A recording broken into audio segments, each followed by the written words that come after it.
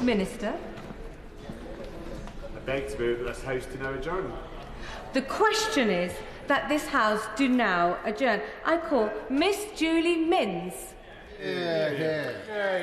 Madam Deputy Speaker, in 1916, during the Great War, the government introduced the famous Carlisle experiment.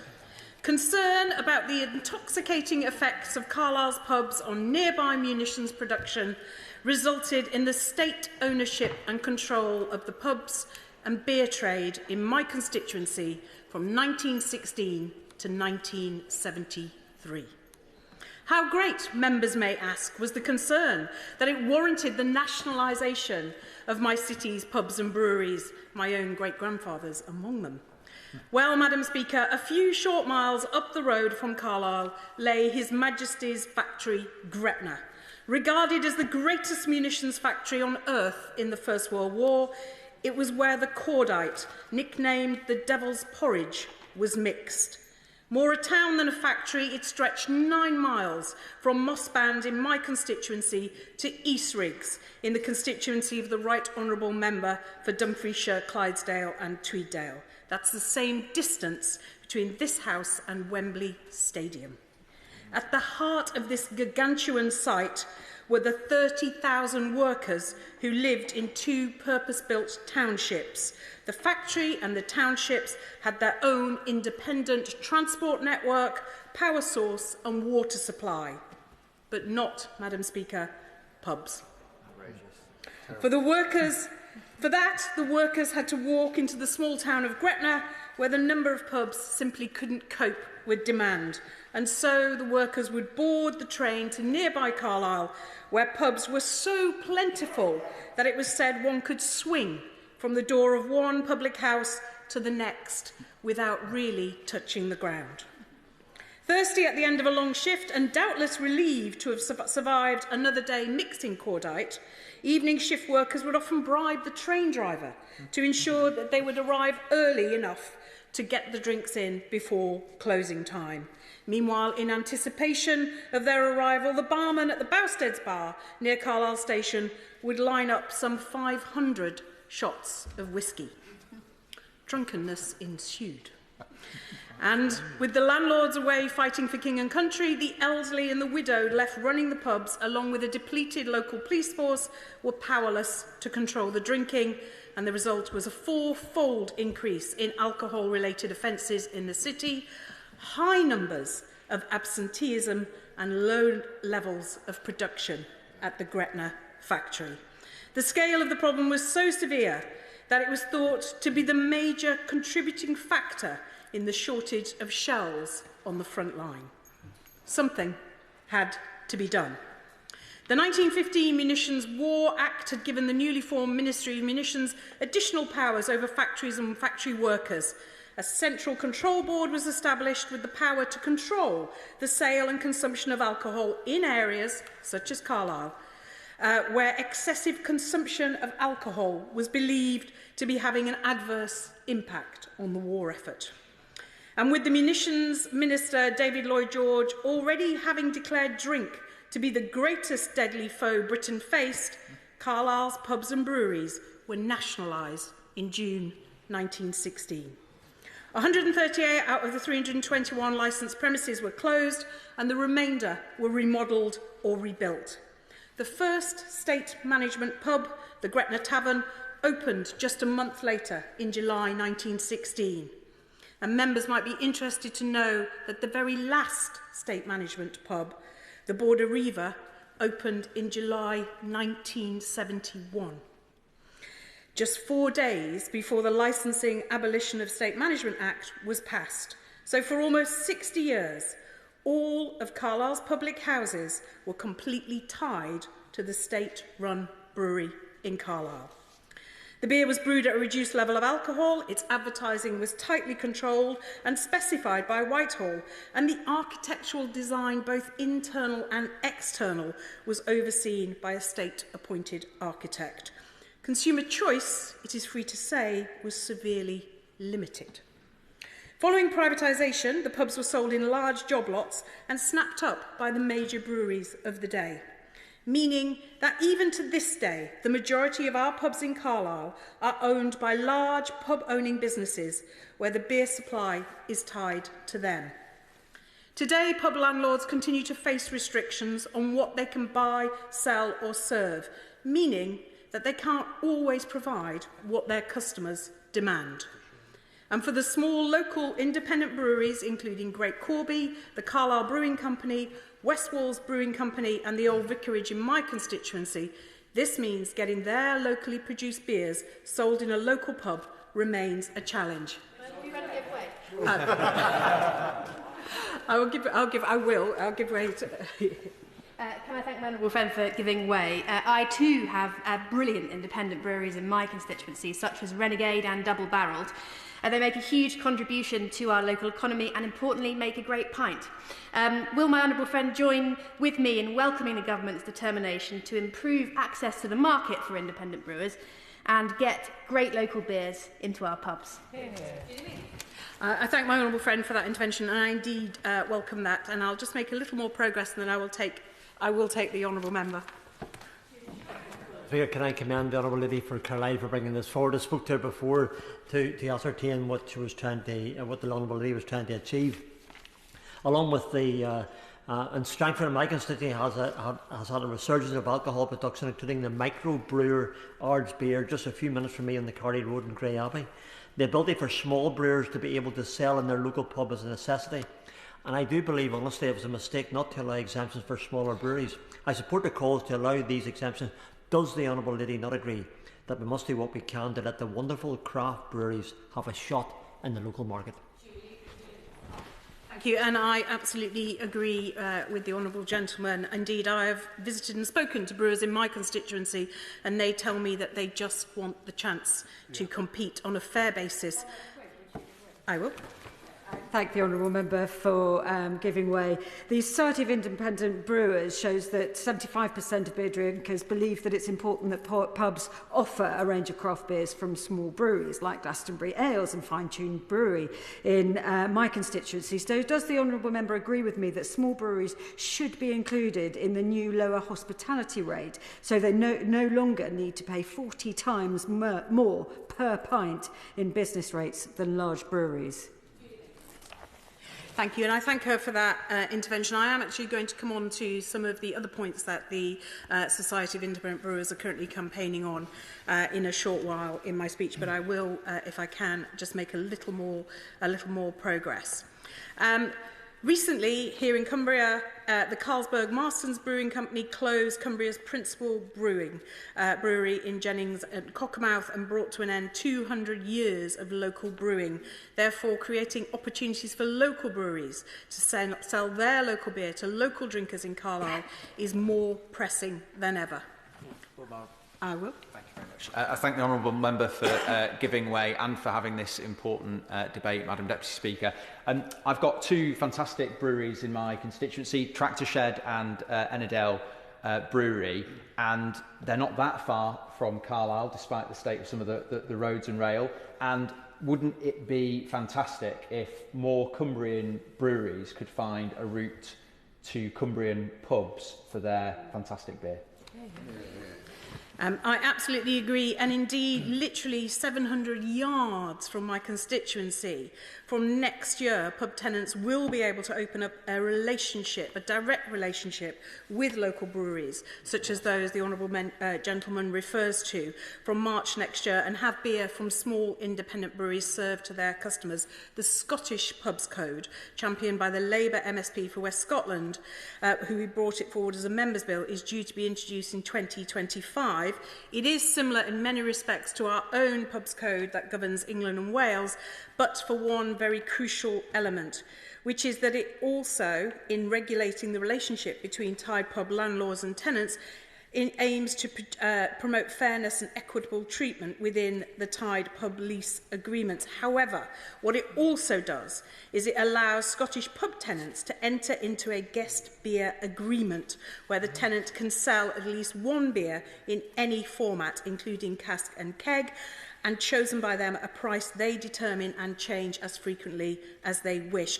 and the beer must be a brand where less than 5,000 hectolitres, I'm reliably told that's about 875,000 pints, was produced in the previous production year. That means that it is beer from small local breweries that qualify and not those from the larger breweries.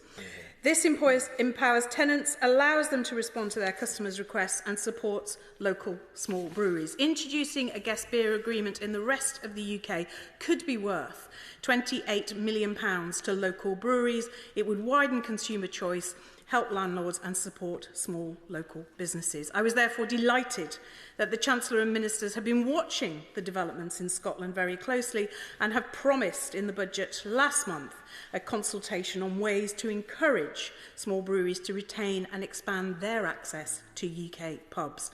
The consultation provides an opportunity to maximise consumer choice, support local businesses by enabling more guest beers. It is an important development and it shows that this government wants local community businesses to have the opportunity to compete, grow and expand. Currently, 78% of the beer, as we've heard, that is sold in our pubs comes from just 5 global brewing companies.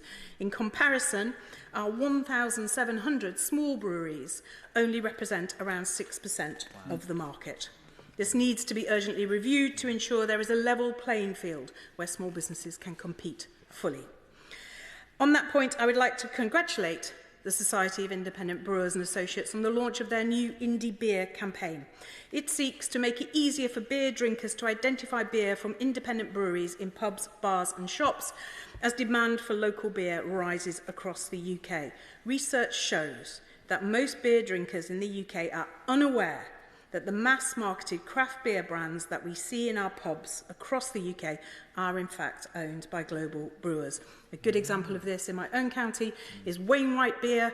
Inspired by the chronicler of our famous Cumbrian fells, the name Wainwright is synonymous with the county of Cumbria, and that leads many visitors to believe that they are sampling a locally brewed beer when they come to Cumbria, when in fact it is just one of a range of beers produced by the global beer company Carlsberg.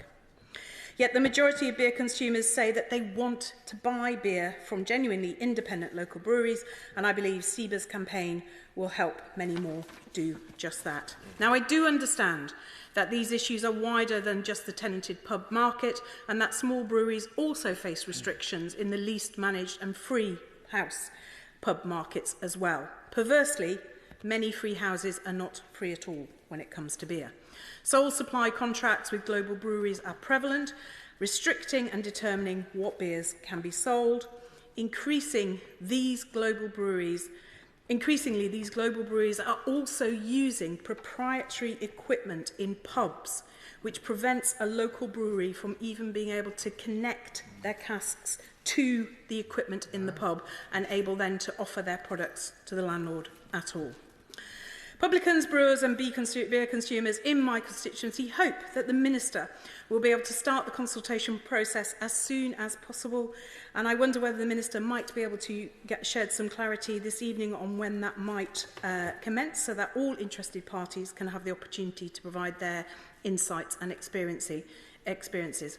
It would also be appreciated if he could confirm that this will include issues experienced right across the UK, including England, Wales, Scotland and Northern Ireland, and that it will also look at the whole pub market, including tenanted, leased, managed and free houses, and that it will include both keg and cask and draft beer, which is predominantly sold in our pubs.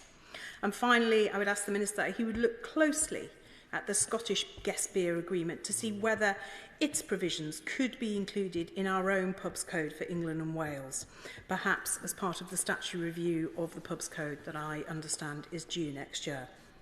In conclusion, Madam Deputy Speaker, I would like to invite the Minister, should he ever find time in his very busy diary, to visit my constituency, to meet with some of my local breweries and to join me for a drink, albeit not a locally brewed one, in the Border Reaver, the last pub in Britain to have been designed, funded and built by the UK Government.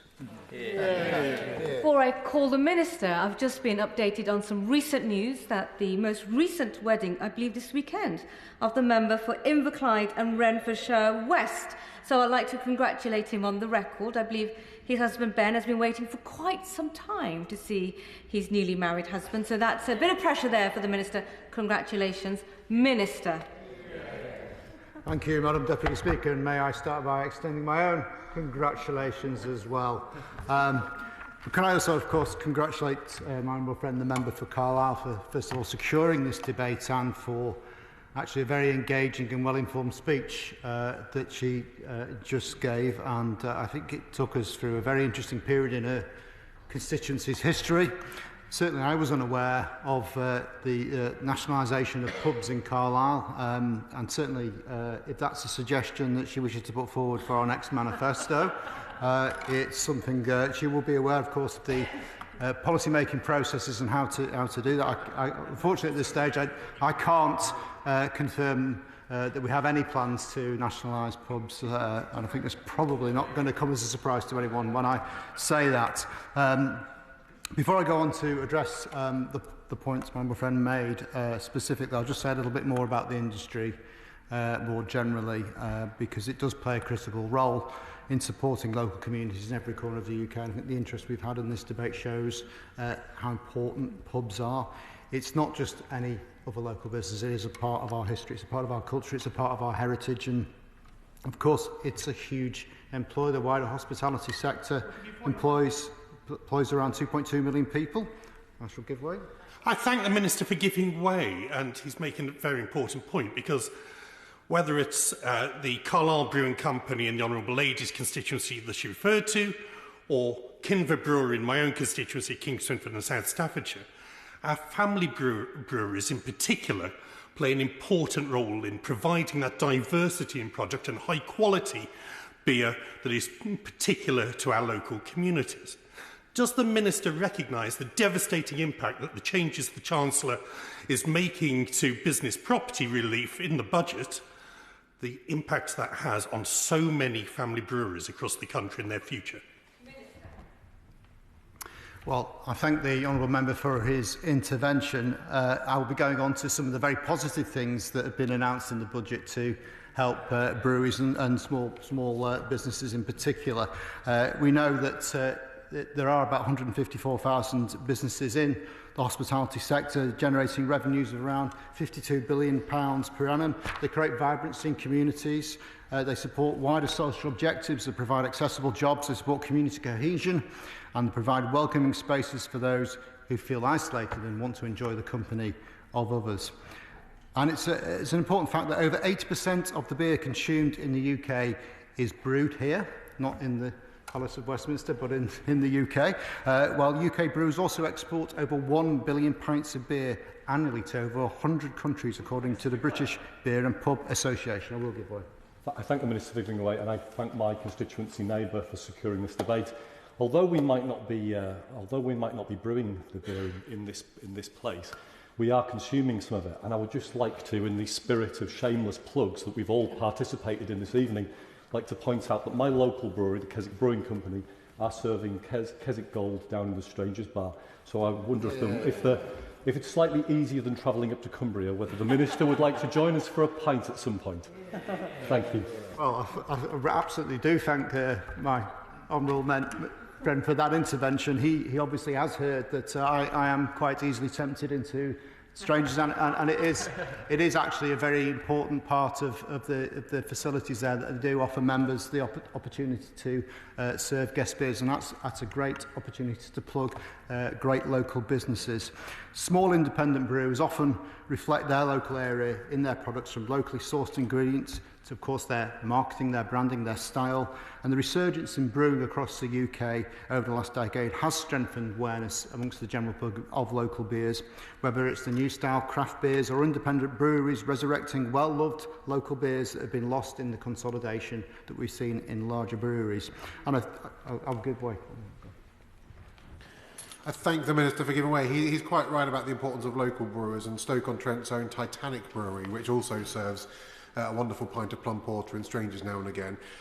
it's not just about the products they serve, although if they were able to access guest beer lines, they could grow their business, create more jobs. It's actually about the story they tell about the history of who we are. Titanic named so called because Captain John Smith was from Stoke-on-Trent. And I think that is something that is often missed in our cultural storytelling, is that these breweries are doing a great job in exporting who we are and what we are around the country and around the world. Yeah. Thank my honourable friend for his intervention. That's a really important point. It is an essential part of our culture, and it is something I think that is a real selling point for us around the world. People come visit, they want to visit a traditional English pub or British pub, and we have a different style in every part of the country. And I think the point my honourable friend, that the member for Carlisle mentioned earlier on about some of the larger breweries now mimicking the local brands is an interesting development. And I think it shows actually imitation is the best form of flattery. But more generally, we know there are challenges to the hospitality sector, still struggling to recover from the pandemic. The subsequent cost of living crisis has compounded a challenge for pubs, increasing costs and the ability of businesses to repay debts.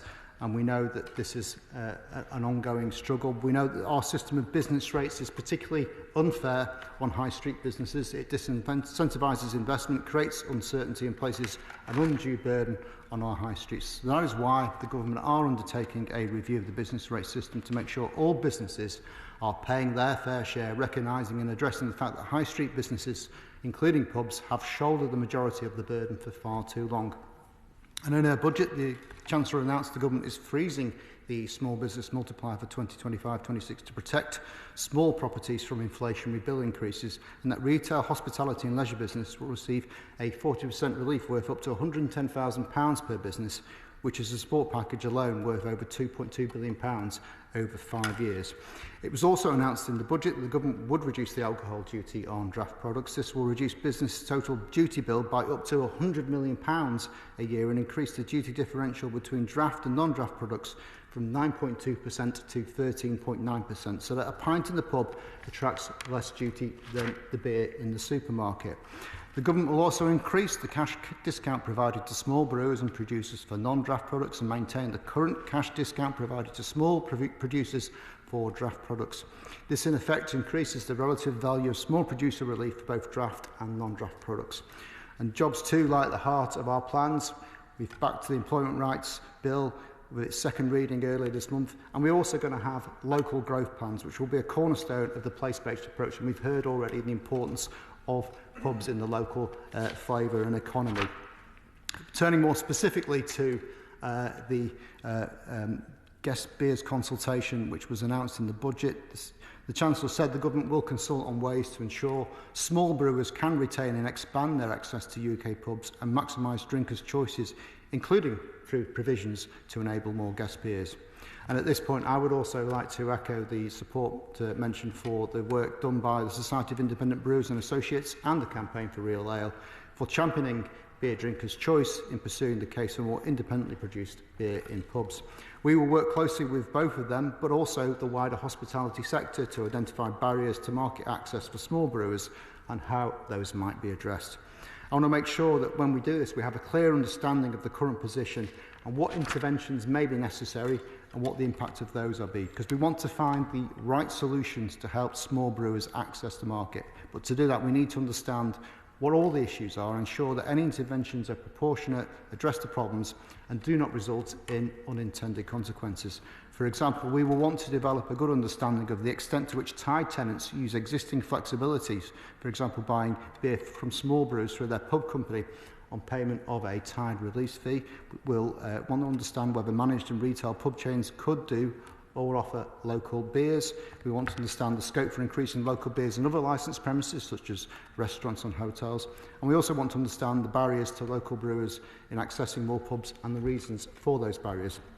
So there are a whole range of issues we want to consider as part of the consultation, and the points raised by my honourable friend in terms of what we will consider, we're absolutely not ruling anything out at this stage. We want to make sure we have a holistic view of the sector when we look at this.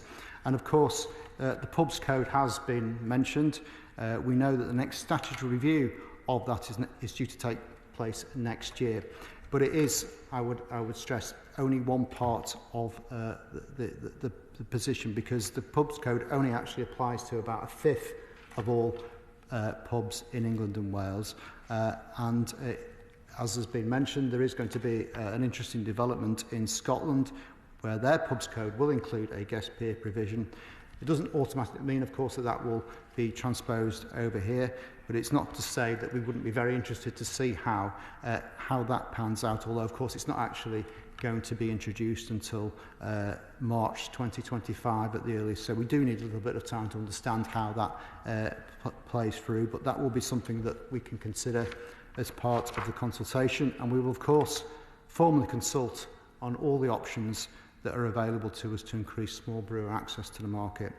But it is important that we get a full handle on the picture and the complexities of the market before we undertake our consultation. So we're going to work with CEBA and CAMRA and engage with a range of stakeholders in the pubs and wine hospitality sector before we begin consulting an option. So in terms of the answer as to when this will happen, we're going to try and get on with this as soon as we can, but we do want to undertake that work before we launch the formal consultation, because we want to make sure that we get this right. We understand the points that are being made, the intention, the good intentions behind the suggestions, but we want to make sure that this works for the industry as a whole. So, in conclusion, Madam Deputy Speaker, I would like to thank my Honourable friend for her first adjournment debate. I look forward to working with her on these issues in the coming months, and I will certainly be taking up her offer of a drink, albeit due to diary constraints, probably a closer premises to this chamber than to her constituency. But I'm sure that we'll be working closely on this matter over the coming months. Thank you very much. The question is that this House do now adjourn. As many as our opinions say aye? Aye. The ayes have it. The ayes have it. Order, order.